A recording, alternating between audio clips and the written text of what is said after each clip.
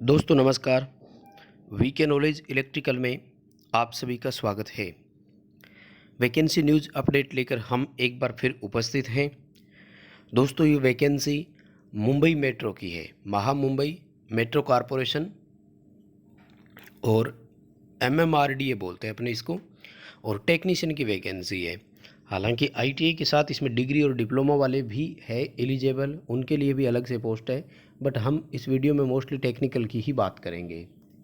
कुल लगभग 110 सीटें हैं और क्या क्या क्वालिफ़िकेशन है, किस तरह से कंपटीशन एग्ज़ाम इसका होगा, फॉर्म कब से स्टार्ट हो रहे हैं, तो कंप्लीट बात लास्ट तक करेंगे। वीडियो को लास्ट तक आप ज़रूर देखें। देखो पोस्ट जो है वो अलग अलग है और सबसे बड़ी चीज़ है कि परमानेंट बेसिस पर है, कोई कॉन्ट्रैक्ट बेस नहीं है। ये नहीं है 2-4 साल के लिए संविदा पर रख रहे हैं, परमानेंट बेसिस है, यानी रेगुलर वैकेंसी हो रही है। ठीक है, महा Mumbai metro operation corporation limited MMRDA के नाम से ये वैकेंसी हो रही है। और पोस्ट देखिए कम से कम 6 से 7 पोस्ट के लिए वैकेंसी कर रहे हैं। टेक्नीशियन फर्स्ट, अब इसमें पर्टिकुलर ट्रेड के बारे में दिया है, तो काफ़ी सारी ट्रेड को इन्होंने एलिजिबल यहाँ कर तो लिया है, लेकिन टोटल 53 सीट है यहाँ पर। SC ST according to reservation सब कुछ डिवाइड इन्होंने कर रखा है। EWS के लिए भी 8 है। ठीक है, अब जहाँ तक इसका निष्कर्ष निकल कर आ रहा है, एक तो ये देखिए कि ओपन कैटेगरी में कोई सीट नहीं है, नील दिखा रखा है ना, तो इसमें कौन कौन अप्लाई कर सकता है इस पर भी अपन बात करेंगे। क्योंकि ओपन कैटेगरी अदर स्टेट से जो भी जाता है वो ओपन कैटेगरी में ही जाता है। अब ओपन कैटेगरी में सीट नहीं है, रिजर्वेशन तो मिलता नहीं है, क्योंकि स्टेट रिजर्वेशन मिलता है तो वो स्टेट के उस कैंडिडेट को ही मिलता है, अदर स्टेट को नहीं।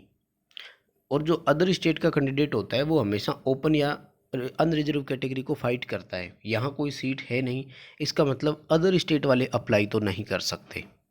यदि आप महाराष्ट्र स्टेट से बिलोंग करते हैं तो ही आप कर सकते हैं।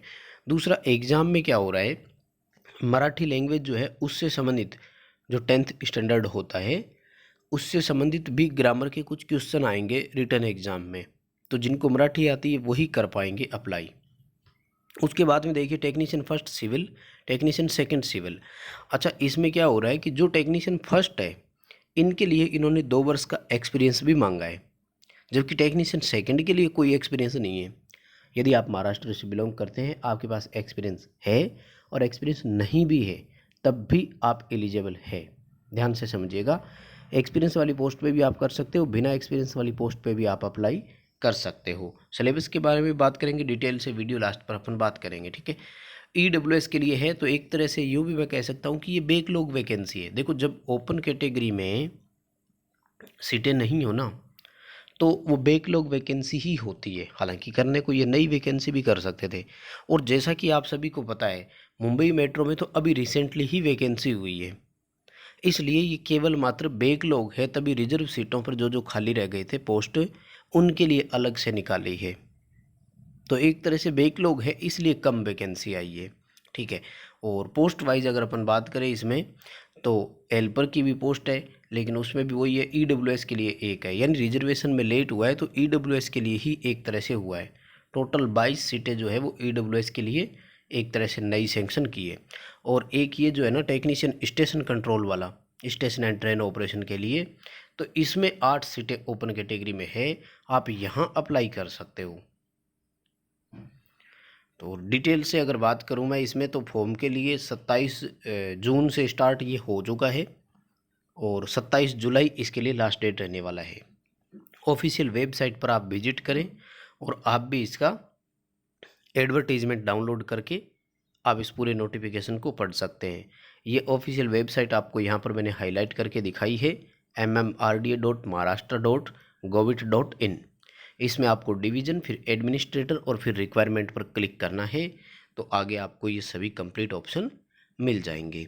चलो बात करते हैं क्वालिफ़िकेशन के लिए कि आपको किस पोस्ट के लिए क्या क्वालिफ़िकेशन चाहिए। ठीक है, ये तो अलग अलग इन्होंने रिजर्वेशन के अकॉर्डिंग आगे पोस्टों को डिवाइड किया है कि आगे भी हम वुमेन को कितना देंगे, और मतलब मेल फीमेल को भी आगे इन्होंने और डिवाइड किया है। खैर इस पर हमें बात करने की ज़रूरत नहीं है, क्योंकि पोस्ट ने आपने शुरू में स्टार्टिंग में पोस्ट देख ली है, पोस्ट वही रहने वाली है।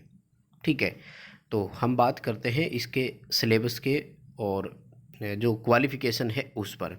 देखो टेक्नीशियन फर्स्ट कौन कौन अप्लाई कर सकता है। पे स्केल अच्छा है दोस्तों, सबसे बड़ी बात यदि आप महाराष्ट्र से बिलोंग करते हैं, आप क्वालिफ़िकेशन रखते हैं तो आप ज़रूर अप्लाई करें। स्पेशली मैं कहूँगा कि अगर आप EWS से बिलोंग करते हैं तो ये स्पेशल आपके लिए ही बैकलॉग वैकेंसी आई है, ये समझ लीजिए। तो आप ज़रूर इसमें अप्लाई करें। 5200 से 20,200 ग्रेड पे 2400 रहेगा, ये था 6th पे कमीशन।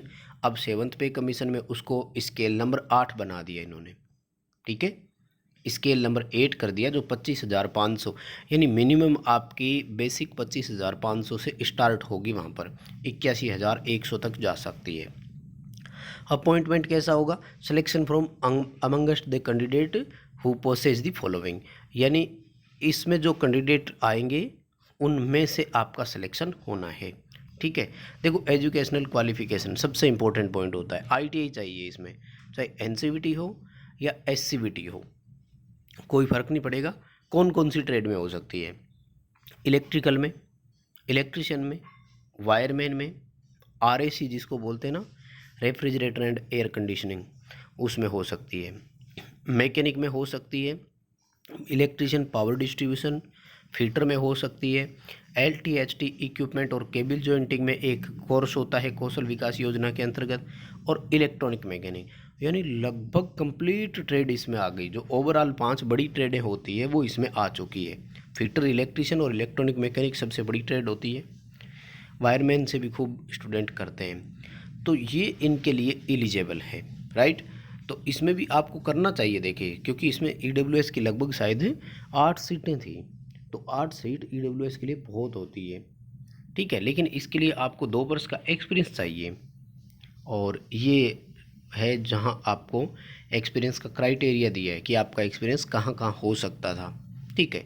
किसी रेलवे में हो सकता है, मेट्रो रेल में हो सकता है, मोनो रेल में कोई मेंटेनेंस का वर्क आपने किया हो, टेस्टिंग और कमीशनिंग आपने कहीं करवाई हो, रोलिंग स्टॉक पर करवाई हो, कहीं भी किसी भी फील्ड में आपने प्रैक्टिकली वर्क किया हो, बस जैसे BHEL कंपनी में कर लिया हो, BMEL कंपनी में कर लिया हो, किसी भी निगम में कर लिया हो, विद्युत विभाग में कर लिया हो, ये सब चलेगा, कोई दिक्कत नहीं है, ठीक है। और इसके अलावा भी कहीं भी आपने इंस्टॉलेशन में वर्क कर लिया हो, किसी पावर सेक्टर में कर लिया हो वर्क, तो भी चलेगा। और एज लिमिट जो है वो मैक्सिमम 40 ईयर है, और 1 जून 2020 के अकॉर्डिंग इसकी गणना की जाएगी। मेडिकल स्टैंडर्ड B1 है, बहुत होता है खूब, 4-5 डायप्टर तक का अगर आपके सन ग्लासेज है तो भी चलेगा, यानी विद ग्लास आपका अगर 6/6 आई साइट है तो भी चलेगा। और उसके बाद में टेक्नीशियन सिविल, तो इसमें देखो कौन कौन सी हो सकती है। आपकी ITI चाहिए, जहाँ से आपकी civil engineering assistant, building maintenance, construction and wood working, fitter, welder और मशीनिस्ट और प्लम्बर, इनमें अगर आपने ITI कर रखी तो भी चलेगा, बट आपको 2 वर्ष का एक्सपीरियंस चाहिए, ठीक है। मैं जल्दी जल्दी से क्वालिफिकेशन के बारे में सब मैं आपको बता देता हूँ, मेन वही है। और रिजल्ट निकल कर यही आ रहा है कि बैकलॉग वैकेंसी है, इसलिए यदि आप महाराष्ट्र स्टेट से बिलोंग करते हैं तो ही आप अप्लाई करें, अदरवाइज नहीं। मोटा मोटी इस वैकेंसी का रिजल्ट यही है, ठीक है। और सिलेबस क्या रहेगा इस पर भी मैं बात कर लेता हूँ। बाकी जो टेक्नीशियन सेकंड होते हैं उनके लिए कोई एक्सपीरियंस नहीं है, जैसे देखिए आप यहाँ, ठीक है। इसमें टेक्नीशियन सेकंड जो है सिविल का सेम वही है सिलेबस और क्वालिफिकेशन, लेकिन यहाँ पर पे स्केल थोड़ा सा कम है, 1900 ग्रेड में मिलेगा, और कोई एक्सपीरियंस की ज़रूरत नहीं है। तो इन पोस्ट पर आप अप्लाई कर सकते हैं यदि आपके पास एक्सपीरियंस नहीं है, और एक्सपीरियंस है तो आप दोनों पोस्ट पर अप्लाई कर सकते हैं, अलग अलग कोई दिक्कत नहीं है। एक से अधिक पोस्ट पर भी आप अप्लाई कर सकते हैं, तो दोनों ऑप्शन आपके पास खुले रहेंगे। और अपन अगर बात करें सिलेबस पर, तो टेक्नीशियन के लिए, टेक्नीशियन ग्रेड फर्स्ट जो है उसके लिए बात कर रहे हैं आपने, तो टोटल इसमें 6 सेक्शन रहेंगे आपके, जिनमें फर्स्ट में होगा जनरल नॉलेज से संबंधित, उसके बाद में लॉजिक और रीजनिंग वाला यानी तर्क क्षमता जिसको बोलते हैं, और न्यूमेरिकल एबिलिटी यानी शॉर्ट में मैथ बोल सकते हैं अपन, उसके बाद में टेक्निकल होगा, और इंग्लिश की ग्रामर होगी, और मराठी लैंग्वेज भी होगा। तो ये 6 सेक्शन आपके इसमें रहने वाले हैं। अच्छा, इन्होंने ये स्पष्ट नहीं किया है कि एग्ज़ाम कितने नंबर का होगा और कितने टाइम का होगा, लेकिन सिलेबस इन्होंने ज़रूर जारी कर दिया है। अब देखो टेक्निकल में, टेक्निकल बहुत इजी है, बेसिक इलेक्ट्रिसिटी और बेसिक इलेक्ट्रॉनिक्स आएगा, law of electricity, different type of cell और battery, principle and working of DC motor, AC motor और DG set, diesel generator set आता है, अल्टरनेटर, ट्रांसफॉर्मर, केबल जॉइंट्स और measuring instrument, wiring, distribution, ठीक है। और ये इंपॉर्टेंट चीज़ें इसी में आती है। खैर DG set, alternator, AC DC motor, converter, inverter, ये अपने टेक्निकल से संबंधित रहने वाला है। तो टेक्निकल तो लगभग वही है जो आपने पढ़ रखा है। अलग है इसमें कि आपको मराठी लैंग्वेज, और अगर वो भी आप महाराष्ट्र से बिलोंग करते हैं तो मराठी भी आपकी अच्छे से कवर होगी। जनरल इंग्लिश, हिंदी, हिंदी तो है ही नहीं, सॉरी, न्यूमेरिकल और रीजनिंग, ये भी कवर आपका हो सकता है। तो यदि आप महाराष्ट्र स्टेट से बिलोंग करते हैं तो ये बैकलॉग और रिजर्व वैकेंसी है, इसलिए आपको अपनी कैटेगरी का बेनिफिट भी मिलेगा। तो आप ज़रूर अप्लाई करें इसके लिए। अदर स्टेट वाले तो अप्लाई ना ही करें, क्योंकि इसमें ओपन कैटेगरी के लिए कोई सीटें है नहीं। और ये जो अभी वैकेंसी आई थी उसी का है, ये बैकलॉग ही है एक तरह से।